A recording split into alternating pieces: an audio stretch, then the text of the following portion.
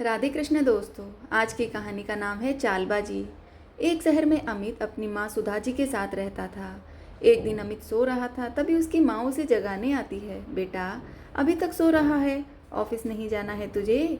माँ, अभी सोने दो ना मुझे कुछ देर और, अभी टाइम ही क्या हुआ है? सुधा जी, बेटा 9 बजने वाले हैं, चल जल्दी से उठकर तैयार हो जा। अमित तैयार होकर ऑफिस चला जाता है और सुधा जी जल्दी जल्दी घर का काम निपटा कर अपनी सहेली कविता को फ़ोन मिलाती हैं। कविता कैसी है? कविता जी, हाँ सुधा मैं ठीक हूँ, तू बता तू कैसी है? सुधा जी, मैं तो बिल्कुल ठीक हूँ। ये बता, मैंने तुझे कहा था अमित के लिए एक अच्छी लड़की ढूंढने के लिए, तूने कुछ किया या नहीं? कविता जी, हाँ मैंने बात की थी, मेरी दूर की रिश्तेदारी में एक लड़की है, बहुत ही गुणवान है, तुझे और अमित को ज़रूर पसंद आएगी। सुधा जी बोली, तो जल्दी से बात चला, और हाँ अगर उसकी फ़ोटो तेरे पास हो तो मुझे भेज दे। कविता जी, जरा सब्र रख, मैं 1-2 दिन में भेजती हूँ।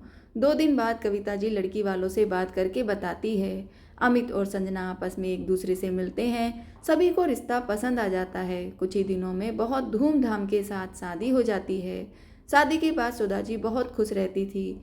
एक दिन सुधा जी किचन में खाना बना रही थी, तभी वहाँ बहू संजना आती है। सुधा जी, बहू क्या हुआ, कुछ चाहिए तुम्हें? नहीं मम्मी जी, मेरे होते आप काम करें यह ठीक नहीं है, मैं चाहती हूँ आप आराम करें और सारा काम मैं करूँ। सुधा जी, बहू तुम अभी अभी तो आई हो, थोड़े दिन आराम करो, बाद में तुम्हें ही तो सब कुछ संभालना है। संजना, नहीं माँ जी, मैं ऐसे नहीं बैठ सकती, मैं आपकी मदद करना चाहती हूँ, धीरे धीरे मैं सब काम सीख जाऊँगी। संजना सुधा जी का हाथ बटाने लगती है। धीरे धीरे संजना पूरे घर की जिम्मेदारी संभालने लगती है। सुधा जी के पास अब कोई काम नहीं बचा था, वे केवल बाजार से सब्जी या अन्य घर का सामान ले आती थी। एक दिन सुधा जी बाहर सब्जी लेने गई थी। जैसे ही वह सब्जी लेकर आती है और घर के अंदर पहुंचने वाली होती है, उनके कानों में आवाज़ आती है। संजना अपनी सहेलियों के साथ बैठी बात कर रही थी। संजना अपनी सहेली अमीषा से बोलती है, अमीषा तू तो बहुत खुशनसीब है जो तेरी सास गांव में रहती है, तू यहाँ मौज मस्ती करती है। मैं हूँ जो सारा दिन नौकरानी की तरह काम करती हूँ और मेरी सास मौज करती रहती है। तभी अमीषा बोली, यह सब तो तूने ही अपने हाथों में लिया है।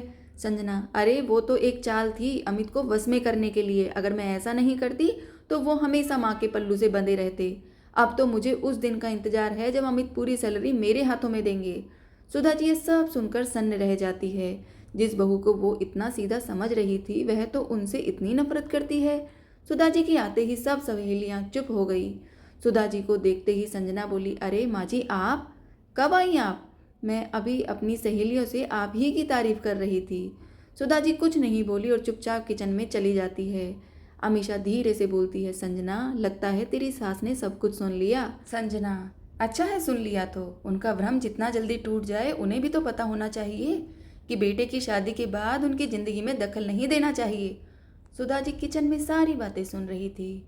उनकी आंखों से टप टप आंसू बह रहे थे। वे सीधे अपने कमरे में गई और अपने पति कमलनाथ जी की तस्वीर के सामने फूट फूट कर रोने लगी। सुधा जी अपने पति की तस्वीर से बोलती हैं, आप ठीक कहते थे कि बच्चों से ज़्यादा उम्मीद नहीं रखनी चाहिए। आपने कितना कहा कि घर गृहस्थी छोड़कर अपने पैरों पर खड़ी हो जाओ, लेकिन मैं अपने इकलौते बेटे की परवरिश में सब भूल गई। अब क्या होगा, मैं कहाँ जाऊंगी? बहू तो मेरे साथ रहना ही नहीं चाहती। सुधा जी पलंग पर लेटी यही सोच सोच कर रो रही थी। अगले दिन अमित के ऑफिस जाने के बाद उन्होंने संजना से बात की। सुधा जी, बहू मैंने कल तुम्हारी सारी बातें सुन ली, ये सब तुम्हारा ही है बहू, इसमें चालबाजी करने की क्या ज़रूरत थी? आज से अमित सैलरी भी तुम्हें ही देगा, मैं बस घर में शांति चाहती हूँ। संजना, माँ जी वो आपके रहते तो नहीं हो सकती, मैं अकेले रहना चाहती हूँ, मौज मस्ती करना चाहती हूँ, लेकिन अमित आपके बगैर नहीं रहेगा।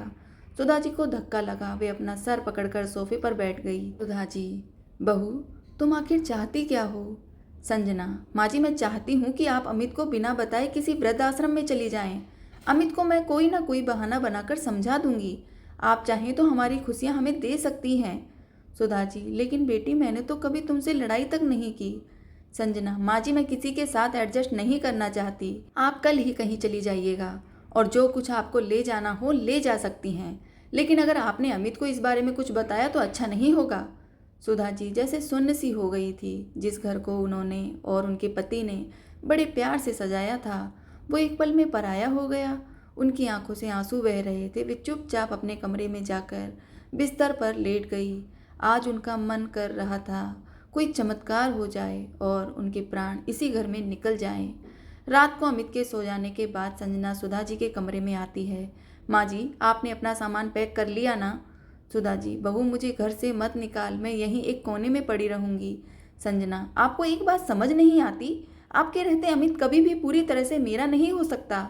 अगले दिन अमित के जाने के बाद संजना सुधा जी के लिए कैब बुक कराकर उन्हें वृद्ध आश्रम भेज देती है। शाम को जब अमित आता है, संजना बोलती है, अमित, आज मैंने तुमसे बगैर पूछे माँ जी को तीर्थ यात्रा पर भेज दिया। वो मेरी सहेली है ना, उसके पापा ने टूर बुक किया था, पूरी बस गई है। आज आखिरी दिन था, 2 महीने के लिए वो गई हैं। अमित बोला, संजना तुम मुझे फ़ोन तो कर सकती थी ना, पता नहीं माँ के पास पैसे भी हैं या नहीं। संजना बोली, अमित, मैंने उन्हें पैसे दे दिए हैं और सारा इंतजाम टूर वाले कर रहे हैं, चिंता की कोई बात नहीं है। इसी तरह 2 महीने बीत जाते हैं। एक दिन संजना रोते हुए अमित के पास आती है और बोलती है, अमित, बहुत बुरी खबर है। तीर्थ यात्रा पर जाने वाली बस का एक्सीडेंट हो गया, उनमें से कोई नहीं बचा। यह सुन अमित रोने लगता है और बोलता है, मुझे टूर वालों का नंबर दो, मैं वहाँ जाकर देखना चाहता हूँ।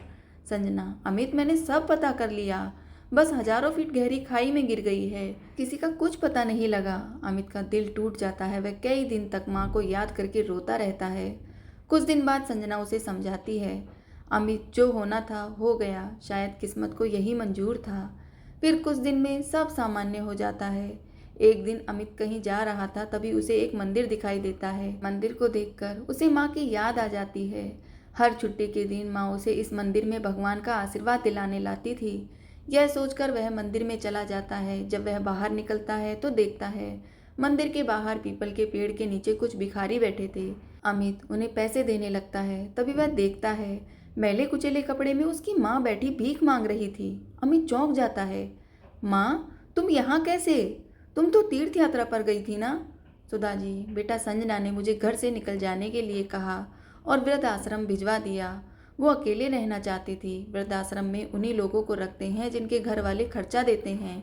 संजना ने 1 महीने तो पैसे भिजवाए, उसके बाद पैसे भेजने बंद कर दिए। वृद्धाश्रम वालों ने मुझे निकाल दिया। तब से यहीं रहती हूँ, कोई कुछ दे जाता है तो खा लेती हूँ। तू कैसा है बेटा? अमित की आंखों से टप टप आंसू बह रहे थे। वो माँ को लेकर सीधा घर जाता है। सुधा जी को देखते ही संजना घबरा जाती है। अमित संजना से बोलता है, तुमने मेरी माँ को मरा बताकर झूठ बोला, अब तुम इस घर में 1 मिनट नहीं रह सकती। संजना, माँ जी तो खुद ही यहाँ नहीं रहना चाहती थी। अमित, चुप रहो तुम, कितना झूठ बोलोगी, चलो निकलो यहाँ से। सुधा जी बोली, बेटा, बहू तो घर की लक्ष्मी होती है, इसे घर से मत निकाल। मेरा क्या है, मैं कहीं भी चली जाऊंगी, तुम दोनों सुख से रहो। संजना, माँ जी मुझे माफ़ कर दीजिए, मुझसे बहुत बड़ी भूल हो गई, मेरी यही सज़ा है कि मैं इस घर से चली जाऊँ। सुधा जी, नहीं, मेरे होते यह नहीं हो सकता। अमित, इसे माफ़ कर दे और खबरदार जो बहू को कभी घर से निकल जाने को कहा। संजना सुधा जी के पैरों में गिर जाती है। तो दोस्तों, आपको आज की कहानी कैसी लगी कमेंट में ज़रूर बताएं। कहानी पसंद आई हो तो इसे आगे भी शेयर करें और चैनल पर पहली बार आए हैं तो चैनल को भी सब्सक्राइब कर लें। दोस्तों, मिलते हैं दूसरी कहानी में। धन्यवाद दोस्तों। जय श्री राधे कृष्ण दोस्तों।